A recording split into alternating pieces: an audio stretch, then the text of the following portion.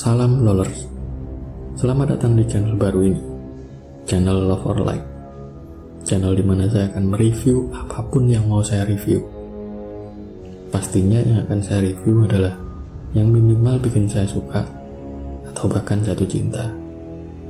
Tidak termasuk pasangan loh ya, karena pasangan saya akan review secara pribadi. Dan review ini bersifat subjektif, jadi bila ada banyak perbedaan pendapat di antara kita, ya dimaklumi sajalah, namanya juga subjektif.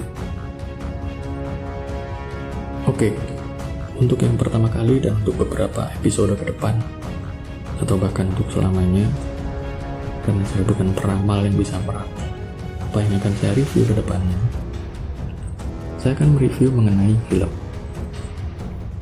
Dimana film ini juga bertepatan dengan 2 tahun kita harus lockdown di rumah untuk menghindari penyebaran wabah COVID-19, maka saya lebih banyak menghabiskan waktu dengan menonton.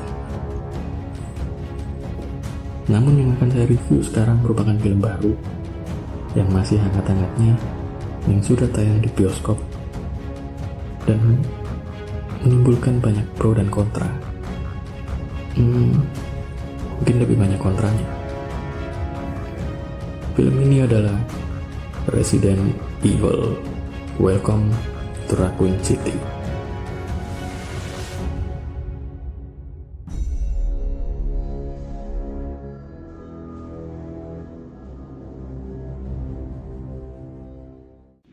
Jadi film ini menceritakan mengenai karakter utamanya, yaitu Claire Redfield, yang diceritakan di film ini pada masa kecil kakak beradik Claire dan Chris Redfield merupakan salah dua, karena mereka berdua. Kalau hanya Claire sendiri barulah salah satu dari penghuni panti asuhan di Raccoon City yang dipimpin oleh ilmuwan bernama William Birkin. Di masa kecilnya, Claire seringkali merasa ada yang mengawasi ketika Claire sedang tidur, hingga pada suatu malam dia bertemu secara langsung dengan penghuni lain yang hanya keluar di malam hari itu dan sering memperhatikan Claire ketika sedang tidur. Claire sempat mengikuti dan menanyakan nama dari penghuni asing tersebut, lalu mendapati namanya adalah Lisa Trevor. Namun sebelum Claire sempat melihat wajah Lisa, dia pun ditegur oleh William Birkin. Untungnya, si kakak Chris Redfield datang tepat pada waktunya dan mengatakan kalau Claire sering mengalami sleepwalker sejak ditinggal meninggal oleh orang tua mereka. Beberapa waktu kemudian, Claire diadopsi dan dibawa keluar dari Raccoon City, sedangkan si kakak tetap bertahan di Raccoon City hingga dewasa. Setelah dewasa, Claire akhirnya memutuskan kembali ke Raccoon City dikarenakan dia mendapatkan video chat dari seseorang yang tinggal di Raccoon City. Orang itu bernama Ben Bertolucci. Namun di tengah-tengah perjalanan, Claire menemukan hal yang aneh. Truk di mana Claire menumpang secara tidak sengaja menabrak seseorang. Yang anehnya, walaupun sudah diperiksa oleh Claire dan dinyatakan meninggal, tiba-tiba korban tabrakan itu menghilang. Claire yang masih bingung akan hal itu akhirnya memutuskan untuk melanjutkan perjalanan menuju rumah Chris. Sesampainya di rumah Chris dan bertemu dengan Chris, Claire menceritakan hal tersebut, dari video chat hingga kasus tabrakan tersebut. Namun Chris tidak mempercayai hal itu, hingga tiba-tiba terdengar suara sirine di kota itu. Chris yang sebagai polisi di Raccoon City harus pergi meninggalkan Claire untuk kembali ke markas Raccoon Police Department. Claire yang merasa tidak diraukan akhirnya memutuskan untuk menyelidiki hal aneh yang terjadi di Raccoon City sendiri. Bagaimanakah petualangan Claire selanjutnya? Apakah Claire nantinya bisa bertemu kembali dengan Lisa Trevor? Dan bagaimanakah ending dari film ini? Saksikannya filmnya dimanapun kalian nyaman Tapi sebelum itu, siapkan dulu snack dan minuman favorit kalian untuk menemani kalian dalam menonton film ini.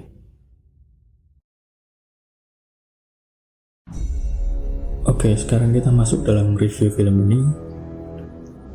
Ada beberapa kelebihan dan kekurangan menurut saya di film ini. Untuk yang pertama, kita bahas kelebihannya terlebih dahulu dari film ini.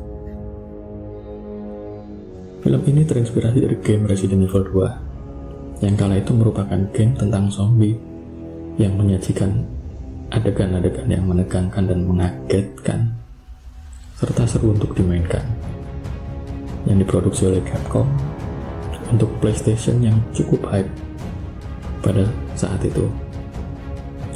Yang kedua, setting dibuat semirip mungkin dengan yang ada di game, baik dari warna film, pakaian, suasana kota, markas kepolisian, panti asuhan, dan beberapa detail suasananya dibuat mirip dengan yang ada di game. Hal ini akan membuat kita sebagai penikmat game Resident Evil akan nostalgia dengan game Resident Evil 2.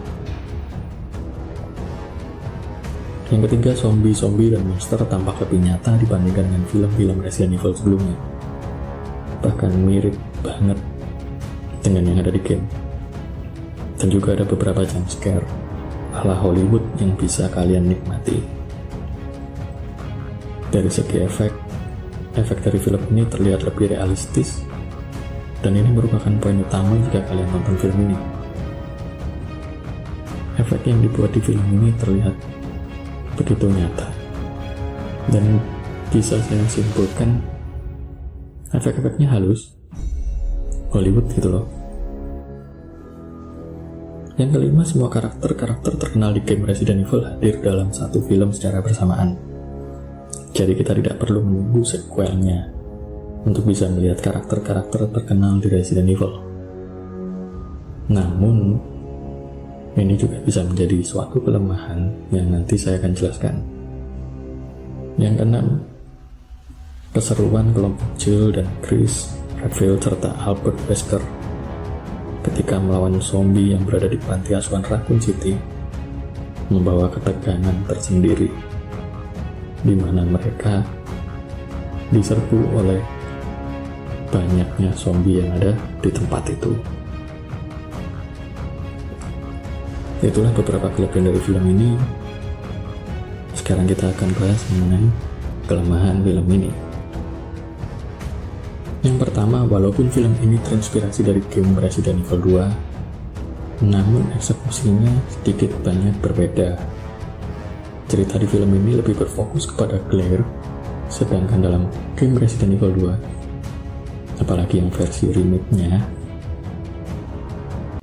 kita bisa memilih untuk memainkan karakter utamanya antara Leon S. Kennedy ataupun Claire Redfield. Tapi tidak di film ini. Di film ini semua fokus lebih menitik beratkan kepada Claire. Yang kedua, jika kalian mengharapkan dapat melihat Leon S. Kennedy sekeren, setangguh yang ada di game, kalian bakal kecewa. Karena Leon di film ini benar-benar terlihat cupu dan pemula banget sebagai seorang polisi. Dan saya rasa Leon di sini perannya hanya sebagai pemeran pembantu. Sayang sekali. Yang ketiga, semua karakter hadir di film ini, namun dengan durasi yang tidak sampai 2 jam. Porsi cerita dari tiap-tiap karakter yang lain terkesan hanya dipaksakan, hanya untuk memperkenalkan karakter-karakter Resident Evil yang ikonik, sekaligus hanya sebagai pemanis buat film ini. Ini menurut saya loh. Yang keempat, kemunculan Ada Wong benar-benar misterius seperti di game. Jika kalian bisa menemukannya, selamat. Kalian termasuk orang yang beruntung dan sabar. Yang kelima, menurut saya kelemahan terbesar dari film ini adalah di endingnya, yang terkesan udah cuman gitu aja. Iya, cuman gitu aja. Selesai. Kesimpulan saya, film ini bolehlah kalian tonton sebagai penikmat film yang mencari alternatif film zombie karena beberapa kelebihan yang tadi saya sebutkan. Bagi kalian yang fanatik dengan game Resident Evil dan ingin menonton film ini, saya sarankan hilangkan ekspektasi berlebih kalian. Just enjoy the movie. Bagi kritikus film ini juga akan bikin kalian semangat untuk mengkritisi film ini. Overall, I like this movie, terlepas dari beberapa kekurangannya, dan semoga sequel nanti yang akan dibuat jauh lebih baik dari film ini, karena saya suka dengan perkembangan zombie, termasuk film zombie yang diadaptasi dari game Resident Evil. Akhir kata, tetap jaga selalu protokol kesehatan, dan hasta la vista guys.